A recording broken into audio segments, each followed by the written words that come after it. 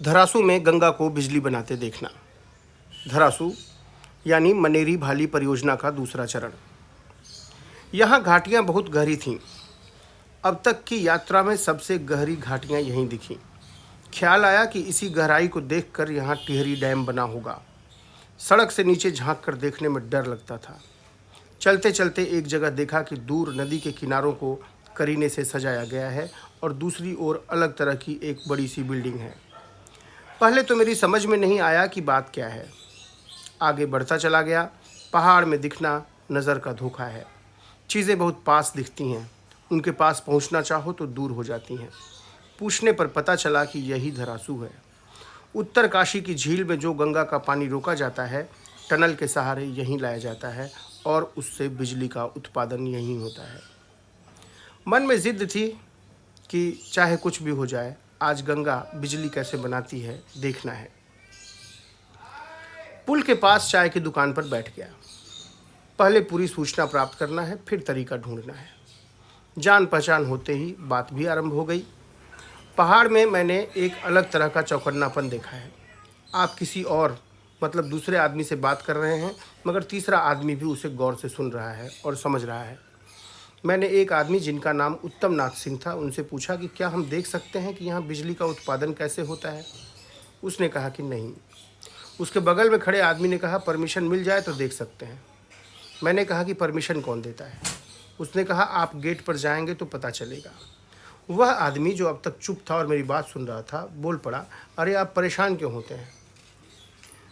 मैंने कहा क्या करूं। उसने कहा गेट के ऊपर कुछ पैसा लेकर घुमा देते हैं। 20 का एक नोट दिखाइएगा और देख लीजिएगा उसका असर। 300 में तो स्कूल के सैकड़ों बच्चे घूम लेते हैं।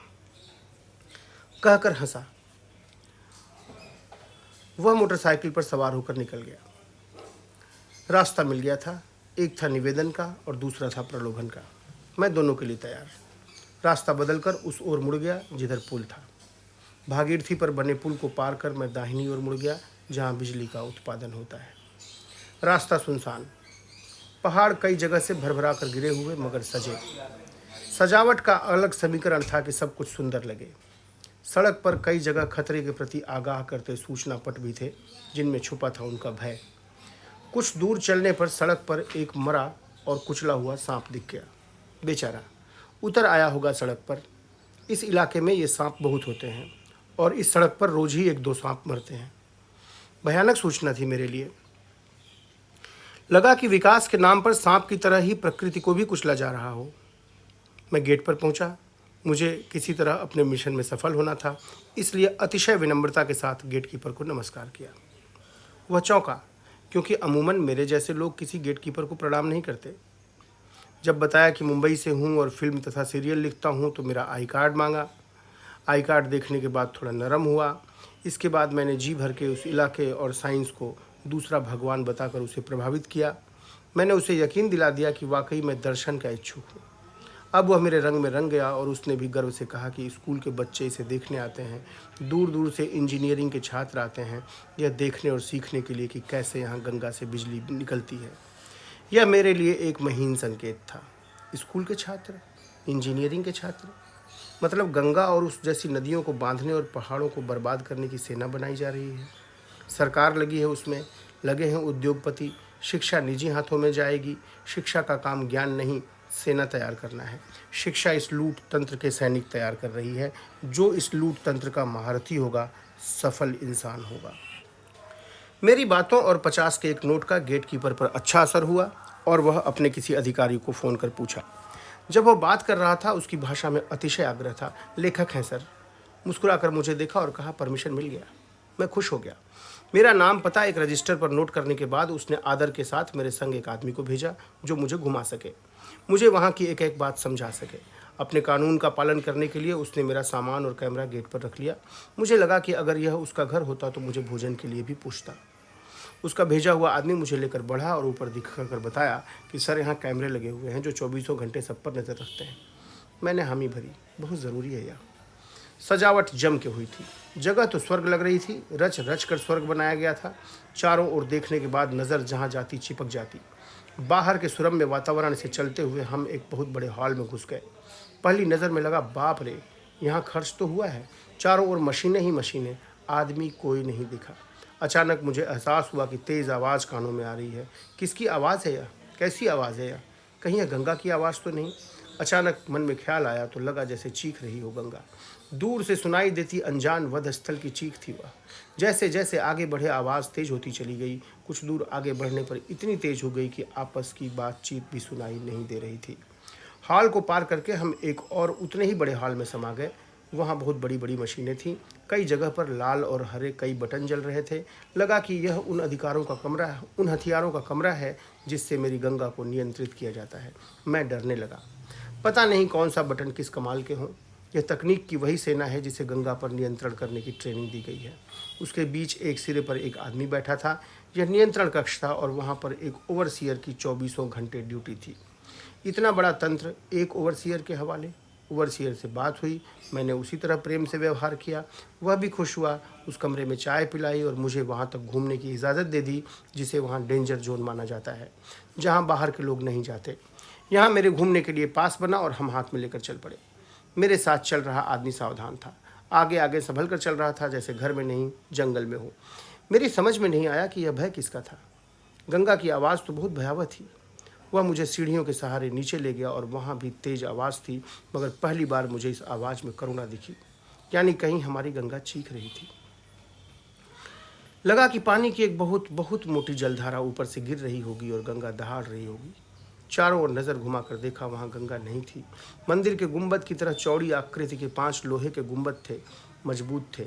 इस तरह नाच रहे थे जैसे गंगा को संभालने में उनका पसीना छूट गया हो। वह आदमी आगे जाकर एक जगह रुका। मैं समझ नहीं पाया कि वह क्यों रुका है। तभी उसने लोहे के बड़े बड़े फरसे की तरह टरबाइन की पत्तियां दिखाईं और कहा कि ये गंगा के जल से कटी हैं, बेकार हुई पत्तियां हैं। मुझे प्रेमानंद बाबा की बात याद हो आई। चतुर्मास की छोड़ो, परेशान है गंगा के जल से बिजली बनाने वाले। गंगा के जल में हीरे के कण होते हैं। गंगा सबसे उन्नत किस्म के धातु से बने टरबाइन की पत्तियों को काट देती है। बदलते बदलते पसीना पसीना है कंपनियां, पसीना पसीना है सरकार। आगे बढ़ो और देखो, सब समझ में आ जाएगा। महज इतने प्रतिरोध से गंगा का काम नहीं चलेगा। गंगा को और जोर लगाना पड़ेगा। उसके बाद वह मुझे दूसरे तल में ले गया जहाँ मशीनें चल रही थी। मुझे यकीन था कि यहाँ गंगा मिलेगी, पर वो वहाँ भी न थी। यहाँ मशीनों की आकृति गोल और ऊपर की अपेक्षा कुछ बड़ी थी, मगर देखने के लिए कुछ नहीं था। ये मशीनें पूरा दम लगाकर नाच रही थीं। अब मैं गंगा को देखने के लिए बेताब था। टनल से कैसे किस रूप में निकलती है गंगा, अब वो मंजर देखना है, उसे ही देखने आया था। इसके बाद जब हम तीसरे तल में गए, यहाँ लोहे का बड़ा टरबाइन नाच कर रहा था और सच कहता हूँ मेरे रोंगटे खड़े हो गए जब मैंने उन मोटी मोटी पाइपों को देखा जिनसे पानी आ रहा था और इतने वेग से आ रहा था कि क्या कहें। इतनी तेज़ आवाज़ हो रही थी कि क्या कहें। एक थी गंगा की अपनी धार और कहाँ यह तड़ित धार। यह दूसरी धार थी, पाइप की धार। कहाँ गिरना है, किस मात्रा में, किस गति में, सब कुछ तय था। यह वह राह थी जिस पर गंगा को चलने के लिए विवश किया गया ताकि उनकी चक्की चल सके। मशीन पर चढ़कर मैंने टरबाइन को घूमते देखा। वहाँ वह कल कल ध्वनि, कहाँ यह फटते बादल सा वज्राघात। लगा जैसे यह धारा टरबाइन पर नहीं, भारतीय संस्कृति पर गिर रही हो। मुझसे देखा नहीं गया। मैं डर के मारे जल्दी से नीचे उतर गया और अब वहाँ से निकल जाना चाहता था। एक हद के बाद दुख देखा नहीं जाता। एक बार एक आदमी की हत्या हो गई। शव इतना क्षत विक्षत था कि लोग जाते, एक नज़र डालते और बाहर निकल जाते। मैं भी गया तो वही हुआ। मेरी आंखें बंद हो गई और मेरा सर घूमने लगा। मुझे वह दिन याद आ रहा था और मेरा सिर घूमने लगा। मुझे डर लगा कि बेहोश न हो जाऊं। जितना जल्दी हो सके मैं वहाँ से निकल जाना चाहता था। फर्श पर कई जगह पानी इस तरह भरा था कि जूते पहने होने के बाद भी पैर भीग गया। अब मुझे कुछ नहीं देखना, कुछ नहीं जानना। हम बाहर निकल गए। उसने मशीन ठंडा रखने के लिए पानी सप्लाई का यंत्र दिखाया, मगर मेरी रुचि खत्म हो चुकी थी। लगा जो शव देखकर आ रहा हूँ उस आदमी की चारपाई है जिस पर सोता था वह। टरबाइन चलाने के बाद पानी जहाँ से बाहर निकलता था वह जगह दिखाई तो मैं रुक गया, मगर रुचि नहीं बनी। जो गंगा को लाने का इतना इंतज़ाम किए हैं वो निकालने का भी इंतज़ाम किए ही होंगे, मगर यह कोई ख़ास इंतज़ाम नहीं था। एक बड़ा सा हौज था जहाँ ऊपर से पानी गिर रहा था। जल के गिरने के बाद आवाज़ यहाँ भी थी, मगर वैसी जैसी आबरू लुट जाने के बाद एक औरत बिलखती है। मैं वहाँ भी नहीं रुका। इस इलाके में वेणुका देवी के बारे में एक कथा प्रचलित है। एक किसान हल चला रहा था तो उसे एक पाषाण प्रतिमा मिली। किसान उस शिला को गुसाई लोगों के पास ले गया। गुसाई को रात में स्वप्न आया कि जिस स्थान पर धुआं निकल रहा हो उसी स्थान पर मेरी स्थापना करना। अगले दिन सभी उस खेत में गए और देखा कि दूर एक स्थान से धुआं निकल रहा है। गांव वालों ने वहीं काठ का मंदिर बनवाया और शिला स्थापित कर दी।